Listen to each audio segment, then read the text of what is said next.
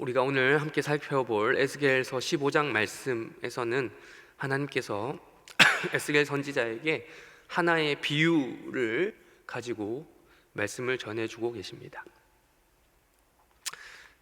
물론 선지자에게 하나님께서 여러 말씀을 이렇게 하시지만 비유라는 방식, 환상도 보여주시기도 하고, 저희가 이제 지난 며칠 동안 봤던 것처럼 환상도 보여주시고, 특별한 이제 묵시라든지 또 말씀이라든지 어떤 퍼포먼스, 예술적인 행위 이런 것들도 하게 시키시지만 비유를 들어서도 설명을 해주시거든요. 근데 그 중에 하나가 바로 오늘 15장에 나옵니다. 오늘 15장은 그렇게 길지 않습니다. 선지서 말씀이 장별로 우리가 좀 많이 한 장당 이제 많은 절을 차지하고 있잖아요. 그런데 오늘 15장에서는 되게 간단하게 1절에서 8절까지만 이 한 비유를 들어서 말씀해주고 계신데, 그 비유가 무엇이냐? 바로 포도나무 비유입니다. 포도나무 비유. 우리 포도나무 비유하면 누가 먼저 생각이 납니까? 우리 예수님께서 포도나무 비유를 자주 들어서 말씀해 주셨죠. 요한복음이나 등등 보면 예수님께서 그 포도나무 비유를 이야기하시는데, 사실 그거의 원조가 무엇이냐? 바로 에스겔 선지서입니다. 에스겔뿐만 아니라 예레미야, 이사야 등등에도 이제 포도나무 이야기가 나오기는 하는데, 어쨌든 예수님께서 이 어떤 비유를 들어서 설명하는 한마디 한마디가 다 이제 선지서에, 그러니까 구약 성경에 근거해서 말씀하셨다는 거죠. 예수님이 자기 말을 하시지만 허투루 하신 게 아니라 늘 보면 구약 성경의 기초에서 선지자의 말씀을 다시 한번 반복하신 거다. 그래서 예수님을 모든 선지자의 최종판이다라고 이야기하는 것 중에 하나가 바로 그러한 것이죠. 오늘 또 보시면 이 포도나무에 대해서 비유를 들어서 말씀해주고 계신데, 우리 2절 말씀 한번 읽어보겠습니다. 2절 15장 2절 말씀 우리 다 같이 함께 읽도록 하겠습니다. 시작. 인자야, 포도나무가 모든 것이 무엇이랴? 숲속의 여러 나무 가운데 있는 그 포도나무 가지가 나은 것이 무엇이랴? 아멘.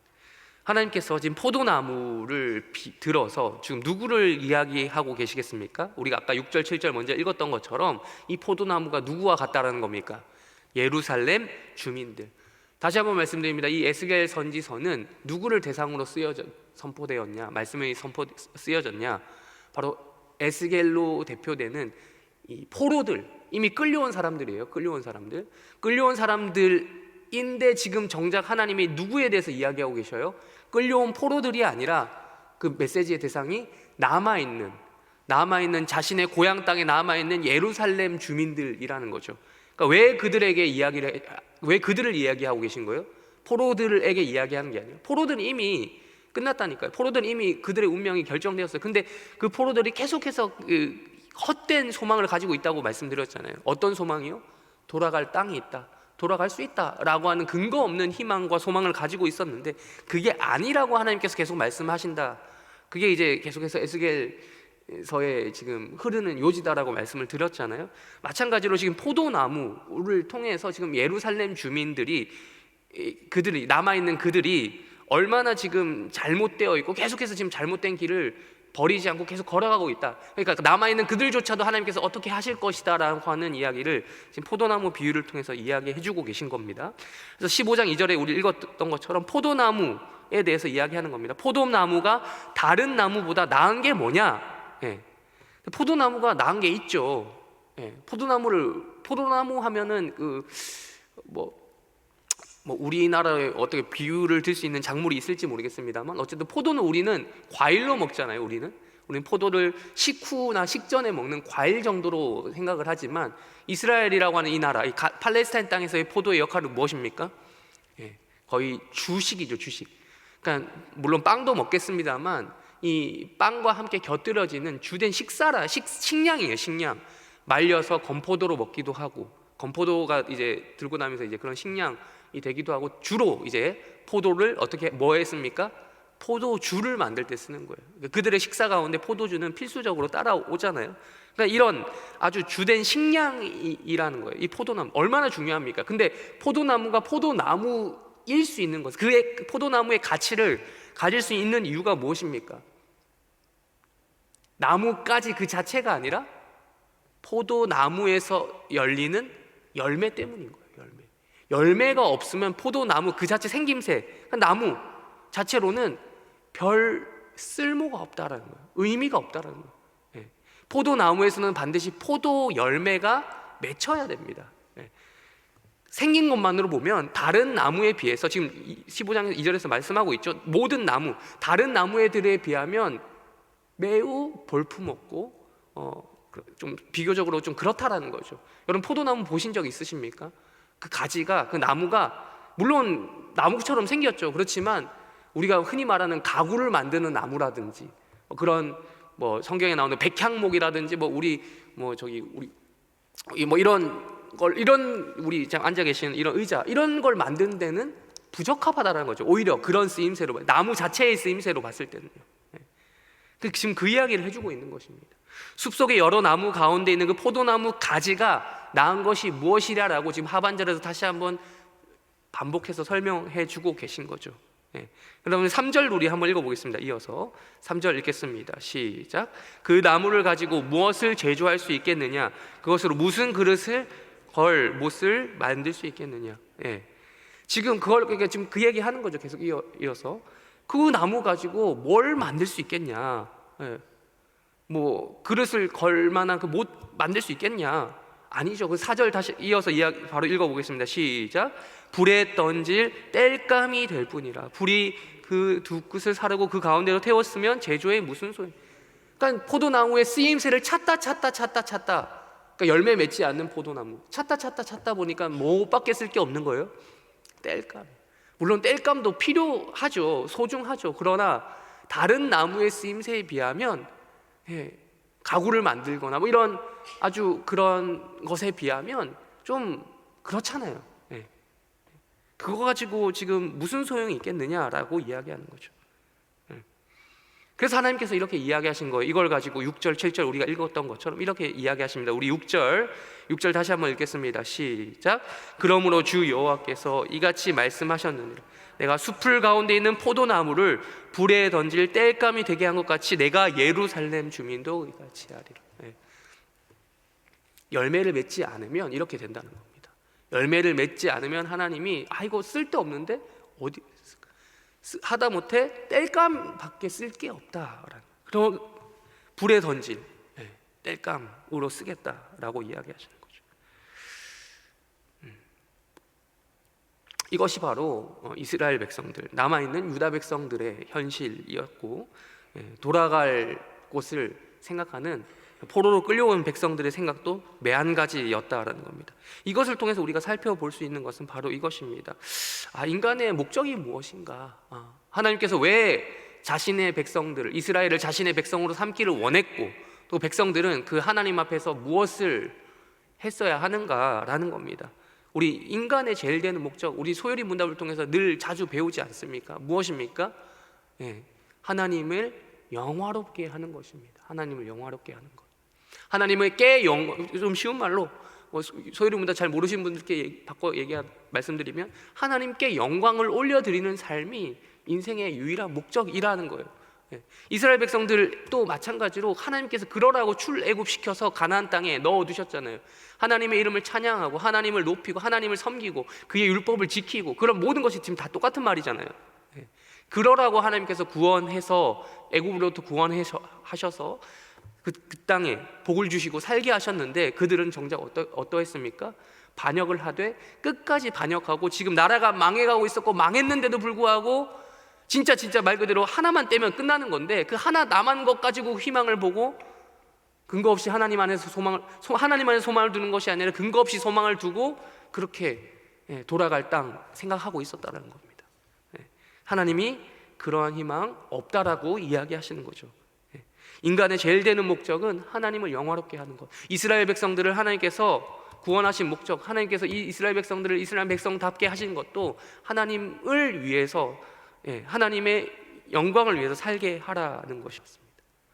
마지막으로 8절도 읽어보겠습니다. 시작. 내가 그 땅을 황폐하게 하리니 이는 그들이 범법함이니라. 나 주 여호와의 말이니라 하시니라. 하나님께서 하나님이 이렇게 이들을 혼내시지 않더라도 벌하시지 않더라도 알아서 7절에서 말하는 것처럼 알아서 여호와인 줄을 알아야 되는데 그러지 못했기 때문에 하나님께서 그들이 그러지 않고 범법했기 때문에 하나님께서 이렇게 혼내는 방식으로라도 하나님이 누군지 알리겠다, 자신을 알리겠다라고 하시는 것이었습니다. 네. 앞에서 우리가 이틀 전에 말씀드렸죠. 자기 마음대로 선지자들을 예언했습니다. 자기 마음대로 백성들은 살았습니다. 그러나 우리는 그러면 안 되는 것입니다. 자기 마음대로가 아니라 하나님 마음대로, 하나님 뜻대로 살아가는 것이 범법하지 않는 것입니다.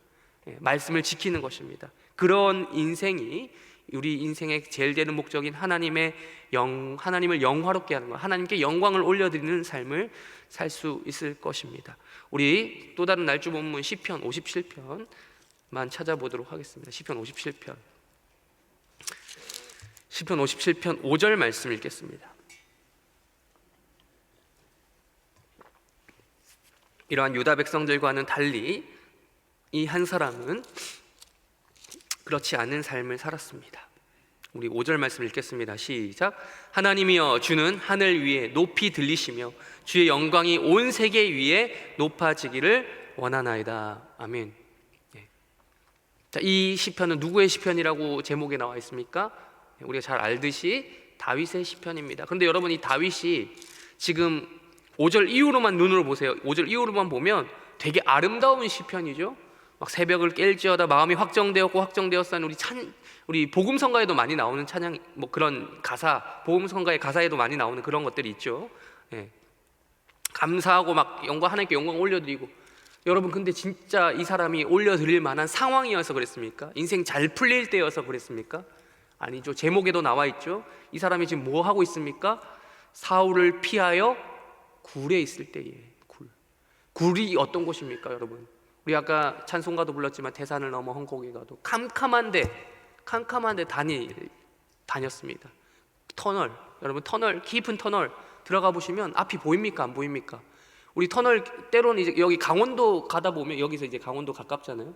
가다 보면 긴 터널이 있어요. 그 터널, 아주 긴 터널 지나가다 보면 언제 터널이 끝나나 이런 생각을 할 때가 있습니다. 네. 그러니까 터널, 캄캄한 밤에 다니는 그 터널, 굴과 같은 그 깊은 곳을 지금 다윗이 뭐라고 표현하고 있냐면 1절 눈으로 보십시오. 주의 날개 그늘 아래서 이 재앙들이 지나가기까지 피하리라. 재앙과 같은 상황이다. 그럼 재앙 속에서도 지금 이 사람이 뭘 하고 있다는 겁니까?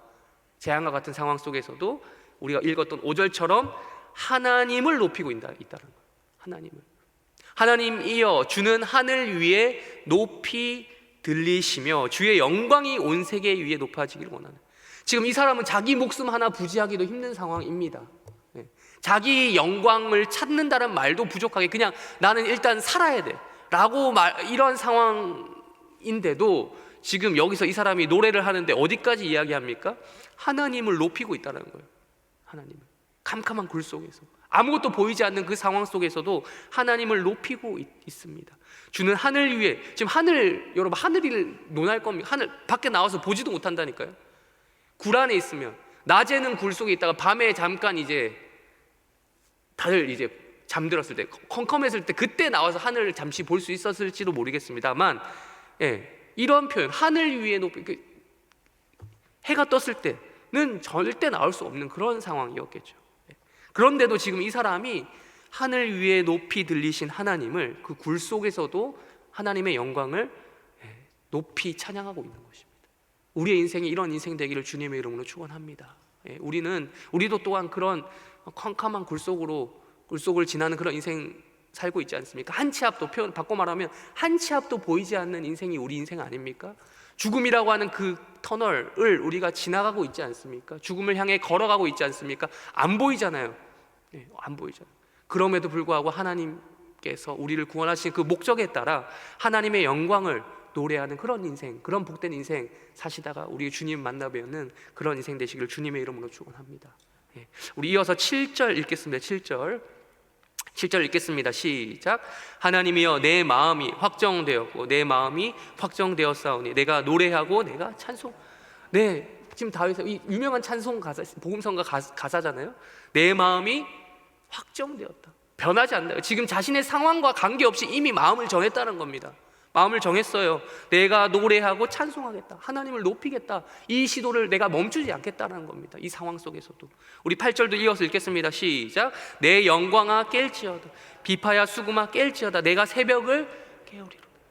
아주 우리 김진홍 목사님인가요? 그분의 영화였나 책이었나? 내가 새벽을 깨우리로다. 뭐 이런 게 있었던 것 같아요. 네.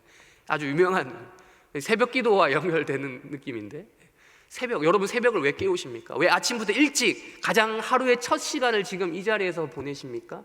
이 새벽을 깨움으로 말미암아 하나님께 나의 모든 걸 드리겠다. 첫 시간을 드리는 걸 뭐냐면 일종의 시간의 11조죠. 시간의 11조, 하루의 11조를 드리는 거잖아요. 내 첫 시간을 하나님 앞에 드림으로 말미암아 내 모든 하루가, 나아가 내 모든 인생이 하나님께 드려지기를 원한다라는 신앙 고백으로 이 자리에 나오신 거 아닙니까? 이야기하는 거예요. 내 영광아 깰지어다. 내 영광. 근데 다윗이 지금 내 영광이라고 표현하는 것을 좀 주목하십시오. 하나님 영광을 이야기하는 게 아니라 내 영광을 이야기하고 있어요. 지금 이 사람이 하나님 영광을 이야기하다 갑자기 자기 영광에 취하여 있습니까? 그게 아니라 내 영광. 인간은 반드시 자신의 영광을 바라볼 수밖에 없습니다. 근데 기왕이면 바라게 될 내 영광을 뭘 위해 쓰겠다는 거예요? 나의 그런 것들을. 비파야 수금아 깨어라. 깨어서 뭐 하겠다는 겁니까? 9절 읽겠습니다. 시작. 주여 내가 만민 중에서 주께 감사하오며 문나라 중에서 주를 찬송. 내 영광을 깨어서 어디다 쓰겠다는 겁니까? 하나님을 찬양하는 데 쓰겠다라는 거예요. 여러분, 우리 인생은요 자기 영광을 위해서 살 수밖에 없는 인생이에요. 여러분, 우리가 지금 여기서 아무리 하나님 영광을 위해서 삽시다라고 해도 각자의 자리에서 돌아가면 내 것을 추구하게 되어 있어요. 그게 인간이에요. 근데 그 영광을 추구할 수밖에 없는데 그 영광을 어디로 잘 돌릴 것입니까? 하나님을 찬양하는 대로 내 영광을 잘 활용할 수 있어야 돼요. 여러분의 사회적 지위가 있잖아요. 여러분의 이제 오늘 하루 살아가면서 여러분의 사회적 지위가 있고 여러 가지 뭐 등등 있잖아요. 그 지위, 그 영광을 어디다가 쓸 것인가? 하나님을 찬양하는 데 쓰셔야 된다는 거예요. 하나님 높이는데. 이런 인생 되시길 주님의 이름으로 축원합니다. 우리 마지막으로 11절 다시 한번 읽고 마치겠습니다. 시작. 하나님이여 주는 하늘 위에 높이 들리시며 주의 영광이 온 세계 위에 높아지기를 원하나이다. 아멘.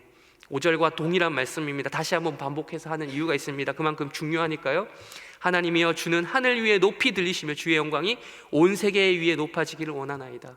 지금 다윗이 이걸로 마무리하고 있는데 지금 굴 밖으로 나올 때가 아닙니다. 아직도 여전히 굴 속에 있습니다. 언제 우리 가운데 죽음이 덮칠지 모릅니다. 언제 죽을지 몰라요. 심지어 죽음이 왔다고 할지라도, 죽었다 할지라도 다윗은 하나님께 동일한 찬양의 노래를 올려드렸을 것입니다.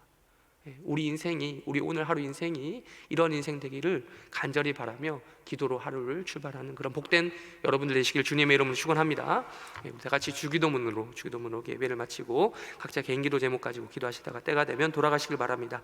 하늘에 계신 우리 아버지여, 이름이 거룩히 여김을 받으시오며 나라의 마옵시며 뜻이 하늘에서 이루어진 것 같이 땅에서도 이루어지이다. 오늘날 우리에게 일용할 양식을 주옵시고 우리가 우리에게 죄 지은 자를 사하여 준 것 같이 우리 죄를 사하여 주옵시고 우리를 시험에 들게 하지 마옵시고 다만 악에서 구하옵소서. 대개 나라와 권세와 영광이 아버지께 영원히 있사옵나이다. 아멘.